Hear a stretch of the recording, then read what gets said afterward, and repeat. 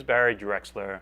I am a 30-year corporate human resources veteran, and I currently manage a company called Expert Interview Coach. You can find me online.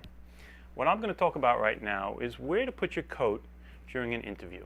Now, this may sound like a benign topic, but what I'm going to share with you is methods for standing out during the interview and finding ways, even if it's putting your coat in the right place, to stand out during the interview. Okay, firstly is along the lines of wearing a coat is, regardless of the weather, you don't want to be wearing lots of bulky clothes like hats and scarves and gloves and all those things, okay? You also want to make sure your coat matches your outfit, because don't be fooled, you may be seen with your coat.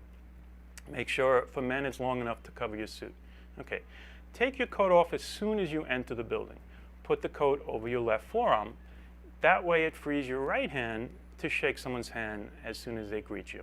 Okay, so now you walk up to the reception area. Ideally, you have an opportunity to ask the receptionist where to hang your coat, and she tells you, and it's done. If that's not the case, then you want to find the right opportunity to ask the interviewer where to put your coat. You don't want to bring attention to it. You don't want to give it life. Wait for the right opportunity after he introduces himself. When there's a pause, say, could you tell me where to put my coat? Okay.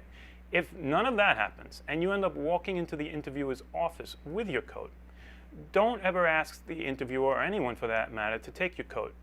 If there isn't a place to put it, you can't ask them, then put it on the back of your chair. That's the worst case scenario, but be deliberate about it. Don't bring attention to it, don't look confused, and don't stagger around looking for a place to put it. At that point, that tells you something about the employer, because at that point they should have asked you politely if they could take your coat. So that gives you some indication about the employer.